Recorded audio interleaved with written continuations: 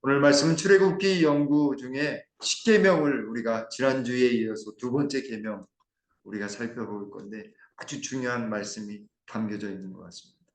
말씀의 제목은 우상을 만들지 말라라고 하는 제목입니다. 출애굽기 20장 4절로 6절에 있는 둘째 계명의 말씀 읽겠습니다.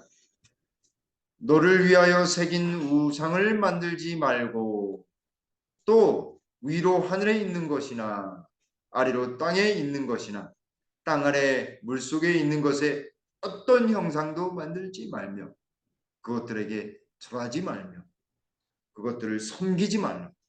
나는 내 하나님 여호와는 질투하는 하나님이즉 나를 미워하는 자의 죄를 갚되 아버지로부터 아들에게로 3세대까지 이르게 하거니 나를 사랑하고 내 계명을 지키는 자에게는 천대까지 은혜를 베푸느니라. 아멘. 하나님께서 직접 써주신 돌판에 새겨주신 말씀 중에 두 번째, 이 언약의 말씀은 십계명이라고 십계라고 하는 말은 성경이 나오지 않지만 모두가 다 십계명, 십계 이렇게 부릅니다. 그래서 이 돌판을 하나님께서 다시 이 돌판을 주실 때에 그들이 금송아지 만들어 가지고 모세가 깨잖아요. 그런 다음에 다시 언약을 주시면서 두 번째 돌판을 주시면서 여기 출애굽기 34장 28절에 뭐라고 말씀하냐면 언약의 말씀 곧 10마디 말씀이다 라고 했어요. 10마디의 말씀, 10가지의 말씀. 그래서 이 말씀이 특별히 이 십계명 20장에 나오는 출애굽기 20장에 나오는 이 말씀은 하나님 여호와 하나님께서 이스라엘 백성들을 애굽에서 구원해 낸 다음에 십계명을 지키라 말씀하셨습니다. 구원받은 백성이 지켜야 될 귀한 계명이었던 것입니다. 이 말씀은 온 성경의 요약이자 모세, 우경, 창세기, 출애굽기, 레위기, 민수기, 신명기의 핵심입니다. 초점이에요. 그리고 구약의 심장이다라고 할 수 있습니다. 왜냐하면 하나님이 직접 말씀하시고 기록하신 거예요. 십계명. 십계명의 중심 사상이 뭐라고 했습니까? 한 단어? 사랑이라고 했습니다. 사랑. 사랑은 하나님께 대한 우리의 충성심의 뿌리입니다. 믿음의 기초이며 우리 피조물들이 누려야 할 권리, 존중의 뿌리이기도 합니다.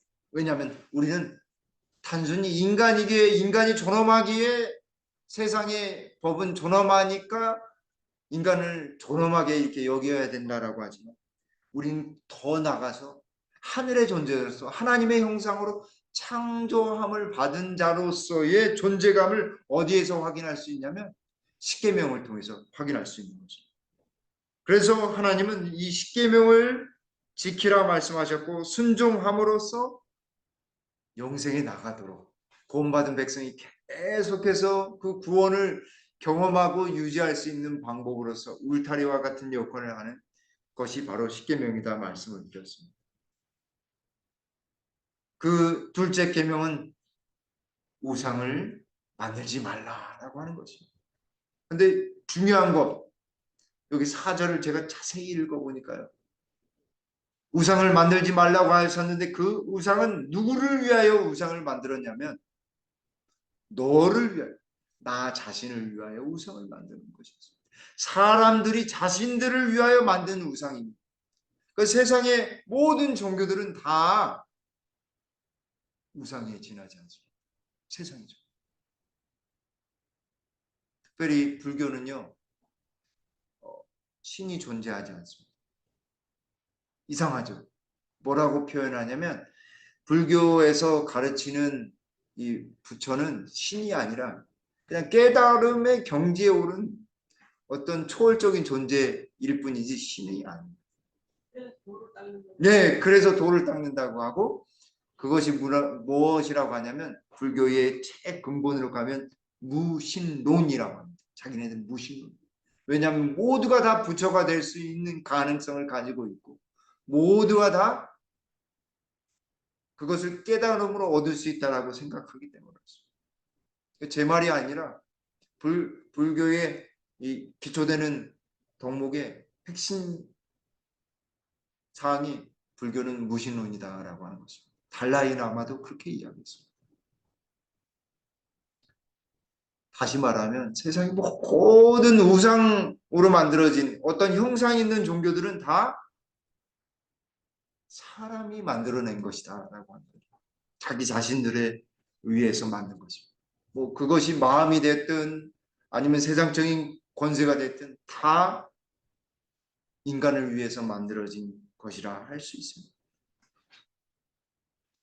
재미난 것은 또 무엇이냐면 인도에 가면 힌두교들을 만날 수 있는데 예수님을 막 전파해요. 선교사들. 아, 나 예수 믿고 있다. 어떻게 아느냐? 여기 들어와 보라. 자기 집을 초청해서 들어가 보니까 신이란 신 다 사진을 다 붙여놨어요. 근데 거기에 예수님 사진이 있어요. 나는 요 신들도 믿고 예수님도 믿는다 이 얘기예요. 맞아요, 안 맞아요? 다른 것입니다. 하나님은 인간을 위하여 자기 자신을 위하여 만드는 우상을 만들지 말라라고 했습니다. 나 외에는 다른 신을 내게 두지 말라라고 하시면서 하나님은 두 번째로 우상을 만들지 말라고 하셨습니다. 첫째 계명의 다른 면이기도 한 것입니다. 사실. 사람은 뭘 하려고 하냐면 듣는 것보다 뭐 하는 것이 낫다라고 해요? 백문이 불여 일견. 한 번 보는 것이 낫다라고 생각합니다. 사람들은 언제나 보는 것에 약합니다. 특별히 누가 보는 것에 약하냐면 남자들이 보는 것에 약해. 그래서 대학생들이 이렇게 설문조사니까 첫 번째 남학생들이 이렇게 어떤 여학생들을 좋아하느냐 이렇게 여성관을 했더니 첫 번째도 예쁘고 두 번째도 예쁘고 세 번째도 예쁘고 네 번째도 예뻐요. 근데 여학생들은 첫 번째 뭐예요? 마음이 좋아야 된다. 자기랑 통화해야 된다. 두 번째는 능력이 되어야 된다. 그 다음에 뭐 다른 기타 뭐 돈도 있고 재능도 있고 뭐 가문도 있고 공부를 잘하면 좋겠다. 뭐 여러 가지가 나왔어요. 근데 공통적으로 뭐하냐면 이왕이면 뭐라고요? 다홍치마라고 보는 것에 약합니다. 그래서 신도 보여지면 확실하니까 그래서 나무에다가 형상을 만들어서 깎아서 그것이 내 신이냐. 일본에 가시면 자기들이 섬기는 신을 어디다 두었어요? 문 앞에다 둡니다. 문 앞에. 자기 신사. 가장 거룩한 곳에 자기들이 잘 볼 수 있는 곳에 이렇게 둡니다. 거기는 조상신을 섬기는 거예요. 조상신. 그리고 자기가 섬기고 싶은 신들을 모셔와요. 위패를 담아가지고 거기다가 써가지고 이렇게 합니다. 어떤 가문은 이순신을 섬기는 가문도 있었습니다. 네, 일본에. 그 임진왜란 때 이순신 장군한테 이렇게 패배했던 장군 중에 한 아주 유명한 가문의 장군인데 그 장군은 그 가문은 이순신 장군을 신으로 받들고 있어요. 이상. 그 위패를 담아서 신을 만들었어요. 그러나 하나님은 뭐라고 말씀하시냐면 그것은 다 누구를 위한 것이다? 너희 자신을 위한 것이다 라고 말씀하십니다. 그래서 우상을 만들지 말라고 말씀하십니다. 우상을 만드는 그 순간 그 우상은 더 이상 신이 아닌 거예요. 형상으로 보여지는 그 신은 인간이 만든 허상일 뿐이지 보여지는 막대기에 지나지 않는 형상을 가지고 있는 그냥 우리가 이건 신이다라고 이렇게 생각해서 만들어진 신이지 진짜 신이 아니다 이 말인 거죠. 그래서 하나님께서 뭐라나 말씀하시면 우상을 만들지 말고, 왜냐하면 바위도 섬기는 것도 있잖아요. 그죠? 바위도 섬기고 무엇도 섬겨야 돼요. 나무. 옛날 마을 입구에 큰 나무 있으면, 느티나무 있으면, 예, 수호신이라고. 큰 바위 있으면 거기에다가 또 뭐 돌을 얹어서 막, 옛날이나 지금이나 항상 그런 것에 우리가 오 하면서도 그것은 하나님이 만들어 놓으신 것에 대한 경탄감이지, 그것을 섬기라고 하는 경탄감으로 오해하면 안 되는데, 사람들은 그것을 숭상하려고 하는 마음이 하나님을 섬겨라라고 하는 마음이지, 그것을 돌 자체를 섬기라고 하는, 나물 자체를 섬기라고 하는 마음이 아님에도 불구하고 사람들은 보이지 않는 하나님이시니까 그렇게 했던 것입니다. 그래서 하나님께서 여기 삼중기별로 말씀하셔요. 위로 하늘에 있는 것이나 아래로 땅에 있는 것이나, 땅 아래 물속에 있는 것에 어떤 형상도 만들지 말며라고 말씀하셨어요. 어떤 형상도 만들지 말며. 형상을 만드는 그 순간 그것은 신이 아닌 거죠. 인간이 만들어내는 거죠. 여기서 하늘은 여기 파란 하늘 너머에, 대기권 너머에 우주, 그리고 하나님이 계신 그곳까지를 포함한 기별입니다. 그러니까 별이나 해와 달도 우상으로 섬기면 돼요, 안 돼요? 안 되는 거죠. 그래서 여기 출애굽기 20장 23절에도 이렇게 말씀하셨습니다. 너희는 나를 비겨서 은으로나 금으로나 너희를 위하여 신상을 만들지 말라 말씀하셨습니다. 금으로 만들고 금으로 만들고, 그것이 다 누구를 위한 거예요? 하나님을 위한 것이 아니라 자기 자신을. 그래서 신명기 4장 15절에 신명기 4장 15절로 19절에 이 광야에서 받은 이 십계명에 대해서 이렇게 말씀하고 계십니다. 너희가 어떤 형상도 보지 못하였은즉, 하나님이 임하셨는데 아무 형상도 보여주지 않았어요. 빛으로 임하시고 천둥과 번개와 나팔 소리로 하나님이 임하셨는데 아무것도 형상으로 보여주지는 않으셨어요. 근데 형상으로 보이니까 어떻게 됐어요? 스스로 부패하여 자기를 위해 어떤 형상대로든지 우상을 새겨 만들지 말라. 우상을 새겨 만들고 형상을 만들면 어떻게 되는 거예요? 스스로 부패하는 것이다.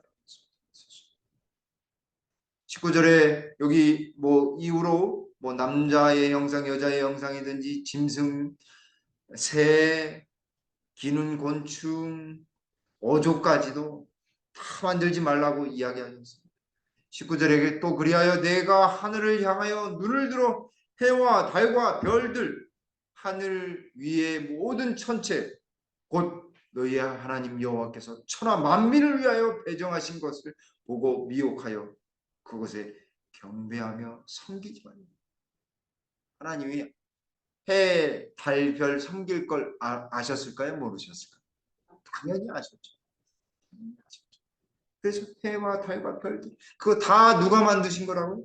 하나님이 만드신 거니까 그걸로 섬기지 말라. 왜 사단이 죄를 범함으로써 왜 우상을 자꾸 만들어내냐면, 여기 부조선지자 306쪽에 영원하신 하나님을 세상의 물질로 대표해 보려는 시도는 하나님께 대한 개념을 저하시키다. 하나님이 땅에 내려와서 나무떼기 형상으로, 아니면 돌의 형상, 더 나아가서는 영원하시고 완전하신 여호와께로부터 돌아선 마음은 창조주께보다는 오히려 그가 만드신 피조물들에게 더 끌리게 됩니다. 피조물을 숭배하려고. 그리고 하나님께 대한 개념이 저하되면 사람도 타락하게 될 것이다. 우상 만들면 어떻게 하게 될 것을 아셨어요? 네, 더 타락하고 스스로 부패하게 될 것을 너무나 잘 아셨어요. 그래서 하나님께서 우상을 만들지 말고 형상을. 근데 우리가 손으로 만드는 우상도 있지만 사실은 마음으로 만드는 우상도 있다는 사실이에요. 요즘 뭐가 그럴까요? 차도 맞아요. 차도 우리가 또 한 가지 뭐가 있어요? 이게 하나님보다 더 가까워요. 그렇죠? 핸드폰이 이게 없으면 안 돼. 걸을 때도 이거 있어야지 만복에도 역할도 하고 급할 때 막 와야 돼. 네, 이게 필수품이 되어버렸어. 근데 가끔씩 저는 보지 않을 때가 있습니다. 딱 이게 덮어놓고 안 보는 시간. 그 시간은 절대 만지지 않습니다. 그래서 10시부터 11시 반까지는 제가 웬만하면 만지지 않아요. 운동 외에는 만지지 않아요. 왜냐하면 그것이 나한테 큰 이득이 될 것을 알기 때문에 그렇습니다. 왜냐하면 쓸데없는 시간을 막 너무 허비하는 것 같아요. 제가 경험하고 나니까. 그렇다고 한다면 우상을 만들지 말고 이 거짓 신인 이 우상을 그리고 형상을 만들지 않으려면 어떻게 해야 할까요? 여러분 어떻게 해야 될까요? 기도와 말씀밖에 없습니다. 가장 하나님이요 쉬운 것을 통해서 가장 중요한 것을 이루시게 해놓으셨어요. 왜냐하면 쉽지 않으면 사람들이요 이게 안 되거든요. 밥 먹는 거 쉽습니까? 어렵습니까? 쉬운데도 또 못 먹는 사람은 또 어렵기도 합니다. 숨 쉬는 거 쉽습니까? 어렵습니까? 쉽죠. 이 쉬운 것조차 아니라 그냥 자연적으로 되는 게 해놓으셨어요. 메커니즘. 하나님께서 기도와 말씀도 쉬운데 어렵게 하나님은 쉽게 하셨는데 사단은 뭐예요? 자꾸 우리를 바쁘게 하고 그래서 뭐가 만들어지게 하냐면 우리 속에 자기 욕심에 따라서 자꾸 그런 형상화하고 구체화하려고 하는 그런 것들이 일어나게 돼요. 비난 보세요. 누구를 막 험담을 때 어때요? 구체적으로 그 사람에 대해서 점점 막 하나가 또 두 개가 되고 두 개가 세 개, 네 개 막 불어나잖아요. 그게 형상화되는 거예요. 죄는 형상화되는 거예요. 구체화되는 거죠. 요즘 사람들은 스스로에게 스스로 이렇게 자꾸 이렇게 뭔가 더 막 우울해지고 힘들게 되고 막 자꾸 그런 거를 많이 만들어냅니다. 왜 그런가? 우리가 죄인이라는 사실을 망각하고 내가 하나님 없어도 된 것처럼 살게 되면 우울해집니다. 그래서 가장 우울증의 치료제가 뭐냐면은 하나님과 교통하는 거예요. 하나님과 대화하는 거예요. 그래서 천연계에 나가고 햇빛도 쬐고 사람들과 만나고 하나님과 기도하면서 거룩한 영혼이 훈련되도록 하나님께서 기도하라고 말씀하셨어요. 그렇게 되면 어떻게 되면 진지하고 겸손하고 열렬하게 그렇게 만들어지는 것입니다. 그리고 마음이 어떻게 돼요? 새롭게 변화해요. 우리의 더러운 욕망이 죄스러운 욕망이 거룩한 하나님 앞에서 완전히 새롭게 변화되는 것입니다. 여기 있는 말씀처럼 기도는 가장 거룩한 영혼의 훈련이다. 그것은 진지하고 겸손하고 열렬해야 한다. 곧 새롭게 변화된 마음의 욕망을 거룩하신 하나님 앞에 토로하는 것이어야 한다. 간구하는 자가 하나님 앞에 있다는 것을 느낄 때 상하는 잊어버림 받을 것이다.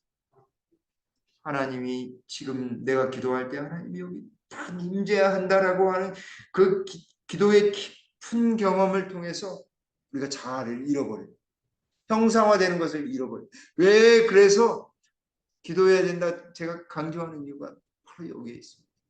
죄를 더 멀리하게 되고 하나님은 더 가까이 하게 되는 것입니다. 세상은 더 멀리하게 되고 영적인 것을 더 갈급하게 되는 귀한 축복을 얻게 되는 것입니다.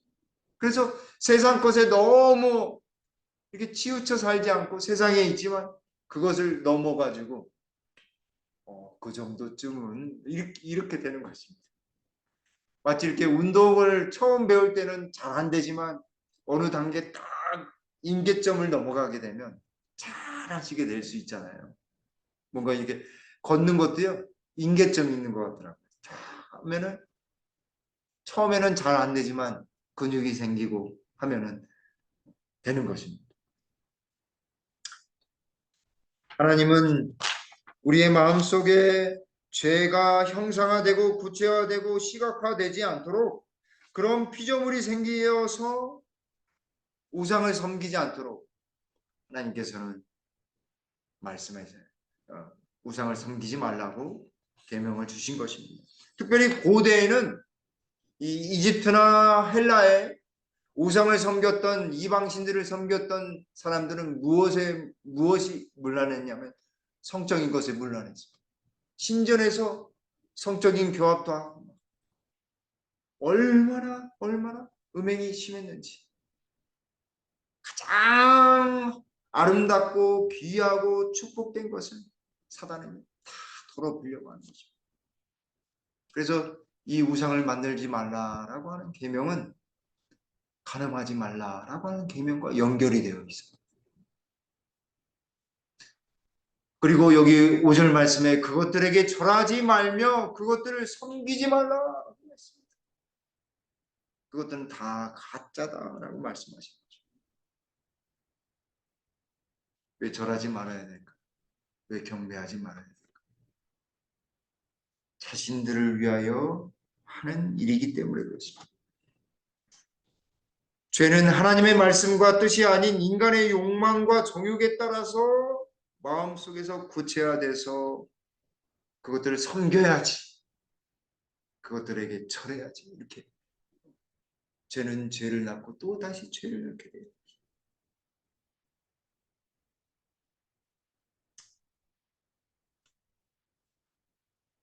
진정한 하나님은 여기 뭐라고 말씀하시나요? 얼마나 답답하신지 여기 내 하나님 여호와는 뭐 다스리는 하나님이에요? 질투하시는. 그래서 어떤 신학자나 어떤 학자는 하나님은 저급한 신이다. 질투하는 거는 저급한 일이 아니냐. 여기 질투라고 되어 있지 않느냐. 하나님이 질투하시는 분이실까요?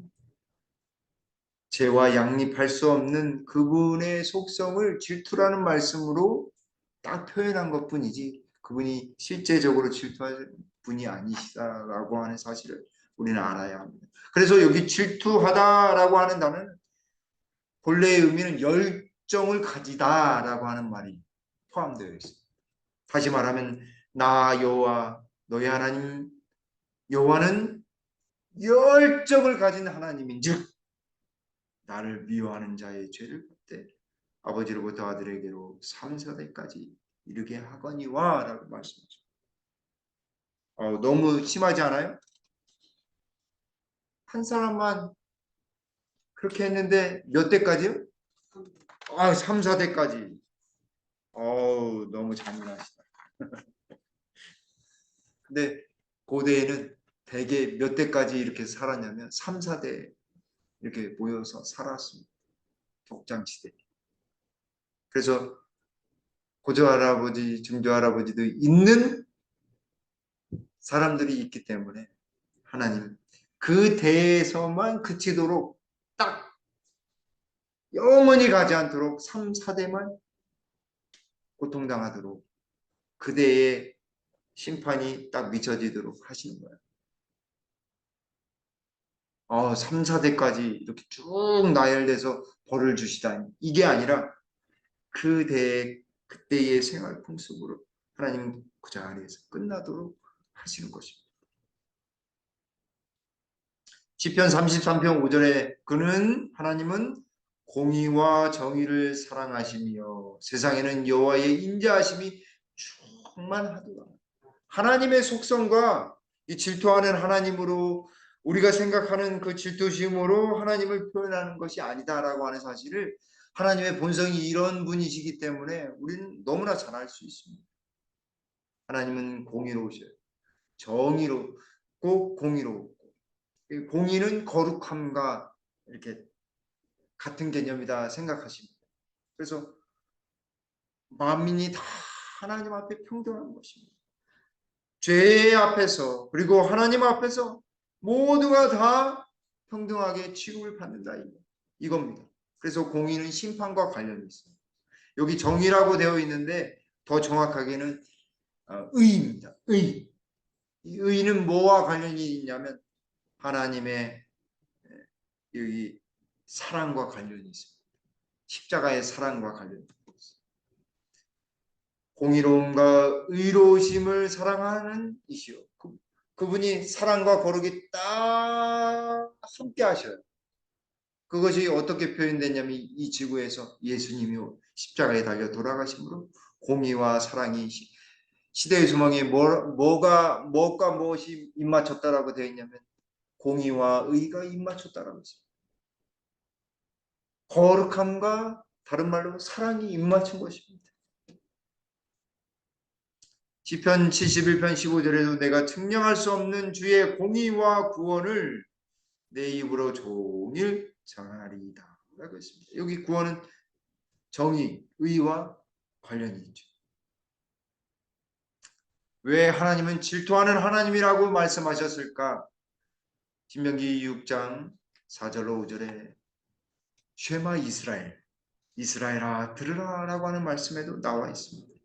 이스라엘아 들으라, 우리 하나님 여호와는 오직 하나인 여호와시니 어떤 신도 다 가짜요 진정한 신은 여호와시니 5절에 너는 마음을 다하고 성품을 다하고 힘을 다하여 내 하나님 여호와를 사랑하라.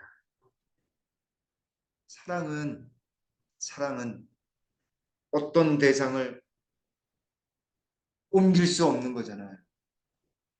이 남자를 사랑한다고 해놓고 다른 남자를 사랑하거나 이 여자를 사랑한다고 해놓고 다른 여자도 사랑하면 그건 사랑이 아니잖아. 죄가 되잖아요. 내 하나님 여호와를 사랑하라. 그냥 사랑하는 것이 아니라 여기 5절 말씀에 마음을 다하고 성품을 다하고 힘을 다하여 내 하나님 여호와를 사랑하라. 이걸 어디에서 연습하라고 우리에게 하셨냐면 가족이라고 하는 연습장을 주셨어요. 연습할 수 있죠. 가장 마음을 다하고 성품을 다하고 힘을 다하는 장소.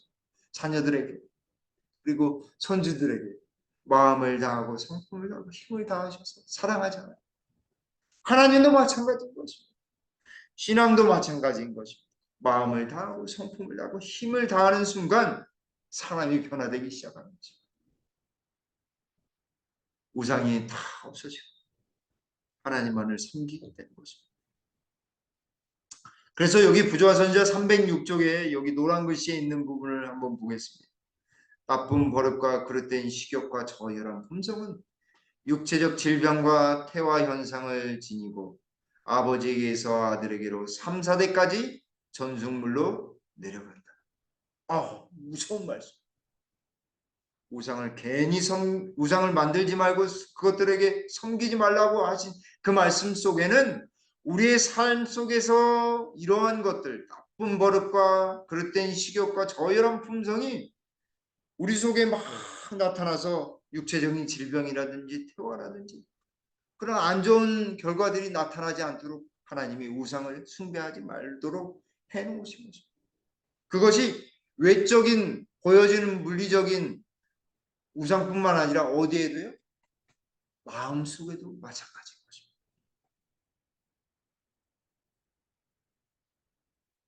사랑하는 성도 여러분, 우리가 생활할 때 우리의 마음과 몸이 온전히 하나님을 사랑하는 기이한, 그래서 우상을 섬기지 않고 차를 섬기지 않고 하나님을 전적으로 섬기게 되는 우리 김포교회 성도님들 되시기를 간절히 바라겠습니다. 세 번째 하나님은, 두 번째 계명 속에서 세 번째 하나님은 은혜의 하나님이세요. 은혜의 하나님. 5절에 후반부에 나를 미워하는 죄를 갚되 아버지로부터 아들에게로 3, 4대까지 이르게 하거니와, 여기까지 읽으면 죄를 그렇게 갚으시다니 잘하시다. 근데 6절을 끝까지 읽어봐야 돼요. 6절에 나를 사랑하고 내 계명을 지키는 자에게는 몇 대까지요? 1000대까지 은혜를 베풉니다. 1000대. 제가 장씨 집안에 인현군의 이 태생경공파의 38대 손인데, 조상서부터 해서 38대. 근데 1000대까지 가려면요 얼마나 더 가야 될까요? 제가 한 600, 700년 정도 된 것 같은데, 우리 원조상서부터 1000대까지 가려고 한다면 하나님이요 그냥 끝까지 사랑하신다 이 말인 것입니다. 3, 4대는 한정적이지만, 하나님은 은혜 베푸실 때는, 심판은 한정적이지만 은혜와 구원을 베푸실 때는 영원하다는 사실입니다. 하나님은 어떤 하나님이에요? 네, 은혜의 하나님. 또 한 가지는 나를 사랑하고, 하나님을 사랑하여 무엇을 지키라고요? 계명을 지키라. 요한일서에 그리고 요한복음에 적힌 것이 아니라 벌써 출애굽기에 벌써 있는 말씀인 것입니다. 더군다나 어디에 기록된 말씀이에요? 십계명에 기록된 말씀이에요. 하나님을 사랑하는 자는 하나님의 무엇을 지키는 자라고? 계명을 지키는 자예요. 그래서 남은 자손, 남은 무리에 하나님의 계명을 지키고 예수의 믿음을 가진 자, 증거하는 자다라고 했습니다. 그게 괜히 나온 말씀이 아니에요. 십계명에 근거된 말씀입니다. 사랑하는 성도 여러분, 하나님을 사랑하는 것은 그분의 계명을 지키는 것입니다. 그렇게 지키는 자에게는 몇 대까지 은혜를 베푸셔요? 1000대까지. 그러므로 우리가 신앙을 나만 지킨다고 우리 자녀들 어떻게, 우리 가족들 어떻게, 걱정하지 마세요. 몇 대까지 은혜를 베푸신다고요? 1000대까지 은혜를 베푸신다니까. 나의 영향력은 그렇게 영원토록 미쳐지는 것입니다. 그러니 우리가 마음을 다하고 성품을 다하고 힘을 다하여 우리 하나님 여호와를 사랑해야 되지 않겠습니까? 그런 마음으로 살아가야 하는 것입니다. 더군다나 이 말씀은 언약의 조건에 해당이 돼요. 하나님이 복을 주시는데, 은혜를 주시는데, 하나님을 진정으로 사랑하고 그분의 계명을 온전히 지켜서 사랑 안에 거하는 자들에게 축복, 은혜를 더해 주신다라고 하는 말씀.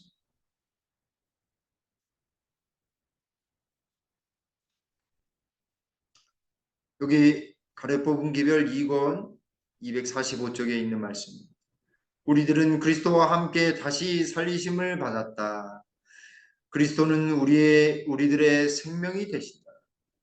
우리들은 주님의 은혜로운 사랑을 힘입어 택함을 입었으며 양자가 되었고 용서를 받았을 뿐만 아니라 의롭다 하심을 받았다. 그러므로 우리들은 여호와를 존귀하게 받으자.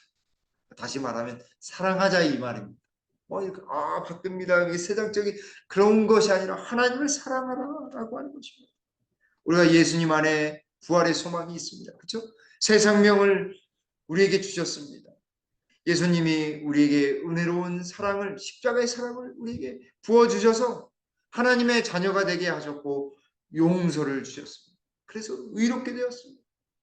그러므로 하나님을 우리가 더욱 사랑해야 되고 더욱 존귀 여기는 것은 어떤 부당한 일일까요? 자연스러운 일일까요? 자연스러운 일인 것입니다. 요한일서 4장 7절로 11절에 요한 사도는 이렇게 이야기했습니다. 사랑하는 자들아 우리가 서로 사랑하자. 사랑은 하나님께 속해 있습니다. 이 계명에 관련된 것이 십계명과 관련돼서 딱 연결을 하셔야 돼요. 사랑하는 자마다 하나님께로부터 나서 하나님을 알고 어떻게 아는 거예요? 하나님을 사랑함으로써 아는 것입니다. 사랑하지 아니하는 자는 하나님을 알지 못하나니 이는 하나님 사랑이시니라. 하나님의 사랑이 우리에게 이렇게 나타난 바 되었으니 하나님이 자기의 독생자를 세상에 보내신 그로 말미암아 우리를 살리려 하심이라. 놀라운 말씀입니다. 십계명과 연결하니까요. 그래서 사랑의 하나님이 왜 우리에게 계명을 지키라고 하셨고 왜 독생자를 주셨는지를 알게 됩니다. 그렇죠? 우리 보고 살라고 그 십계명을 범한 우리를 하나님 백성 삼으셔서 하나님의 언약 백성으로 삼아주시기 위해서 예수님이 돌아가셨어요. 그리고 다시 사랑 안에 거하도록. 그래서 여기 사도 요한은 뭐라고 이야기하냐면 11절에 사랑하는 자들아 하나님이 이같이 우리를 사랑하셨은즉 우리도 서로 사랑하는 것이 마땅하다. 아멘. 정말 그렇습니다. 우리 예수님 안에서 온전히 사랑해야 하겠습니다. 그것이 바로 십계명이 가지는 정신인 것입니다. 그래서 다른 우상을 섬기지 말고 여기 산상분 49쪽에 다른 우상을 만들지 말아야 되는 분명한 이유가 여기 설명되어 있습니다. 아버지의 본체의 분명한 형상이십니다. 아버지의 영광의 광채이시오. 극기의 구속주이신 예수님은 지상에서 사랑의 순례자로 지내시는 동안 하나님의 율법의 성격을 생생하게 나타내셨다. 왜 우상을 섬기지 말고 왜 형상을 만들지 말라고 하셨냐면 예수님만이 하나님의 본체이시며 분명한 형체이시기 때문에 그래요. 형상이시기 때문에 아버지의 영광의 광채이시기 때문에 그렇습니다. 그래서 예수님처럼 살아가도록 만들어주셨어요. 그리스도의 생애를 통해 하늘에서 난 사람 곧 그리스도와 같은 원칙이 영원히 공정한 율법의 기초가 되고 있다는 사실이 분명하게 드러난다. 어디서요? 십자가에서. 십자가에서. 우상을 섬기지 말고 그렇게 살아야 된다라고 하는 사실을 예수님을 통해서 우리가 발견해야 합니다. 예수님 말고는 우리가 눈으로 볼 수 있는 분은 없어요.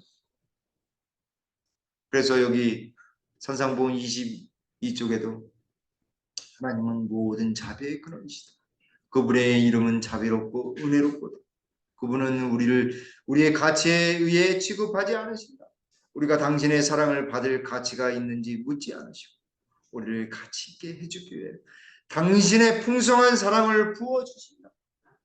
구약에서는 십계명을 통해서 우리가 가치 있는 사람, 사랑받아야 될 사람인 것을 십계명을 통해서 알려주시고 신약에서는 누구를 통해서요? 예수님을 통해서 우리가 발견되었습니다. 이제 결론입니다. 둘째 계명은 거짓 신들을 숭배하는 것을 금하는 동시에 참 하나님을 경배하라고 명령한다. 이것이 결론이에요. 그분을 미워하는 자들에 대한 노여움이 3, 4대까지 밖에 미치지 않지만 그분을 위해 충실히 봉사하는 사람들에게는 1000대까지 긍휼이 약속되어 있다. 만들지 말라라고 하는 말씀 속에 무엇이 담겨져 있어요? 축복과 긍휼과 은혜의 복음이 담겨져 있어요. 그러므로 우리가 하나님을 온전히 더 사랑해야 하겠습니다. 전에도 한번 예화로 쓴 적이 있는 것 같은데 북미와 남미의 차이점입니다. 여러분 북미와 남미는 같은 대 이렇게 얇게 이어졌지만 차이점이 한쪽으로는 이 남미는 유럽 사람들이 왔어요. 북미도 유럽 사람들이 다 왔어요. 근데 사는 것은 북미가 더 잘 살지 않습니까? 왜 부유해졌는가? 아르헨티나의 한 정치 기자가, 정치 지도자에게 욕망 있는 정치 지도자가 어느 기자가 물었습니다. 당신은 어떻게 생각하십니까? 그가 이렇게 이야기해 줬습니다. 난민은 금을 찾기 위해 하나님의 이름을 빌어서 악행을 저지르면서 아주 참담한 악행을 저지르고 수많은 살인을 도륙하면서 금을 빼앗아가. 같은 유럽 사람이지만 북미는 메이플라워 자비로운 주 하나님 그 찬양을 부르면서 겨울에 그곳에 도착해서 동부 쪽에 도착해서 신앙을 시작하면서 그 다음에 귀한 추수로 하나님께 감사의 예물을 드린 그 조상들이 있었기에 오늘날 북미는 그렇게 잘 살고 남미는 지금 신앙을 하고 있지만 그들의 마음속에는 하나님이 없다. 이렇게 이야기했던 겁니다. 조상들이 어떤 마음으로 왔는지에 따라서 지금 상황이 달라지는 것입니다. 우리도 이 땅을 살아가면서 하나님을 진정으로 섬기는 하나님을 사랑하며 그분의 둘째 계명을 생각하면서 참 하나님을 경배하는 우리 김복교의 모든 성도님들 되시길 간절히 바라면서 말씀을 드리도록 하겠습니다. 아버지 하나님, 우리가 하나님을 어떻게 섬겨야 될지 둘째 계명을 통해 알려주시오니 좀 감사합니다. 외적으로나 마음적으로나 우상을 만들지 말고 그것들에게 섬기지 말고 오직 하나님만을 참된 하나님만을 경배하는 우리 김복교의 모든 성도님들 될 수 있도록 주님 인도해 주시옵소서. 그렇게 되기 위해 기도의 깊은 경험, 말씀의 깊은 경험을 통해서 언제나 주님을 사랑하는 귀한 백성 다들 되도록 은혜를 더하여 주시옵소서. 그리고 그 계명을 통해 약속해 주신 풍성한 은혜와 축복을 모두가 다 누리며 기쁨으로 사는 우리 성도님들 다들 되도록 축복해 주시옵기를 우리 구주 예수님의 이름으로 간절히 기도 올리옵나이다. 아멘.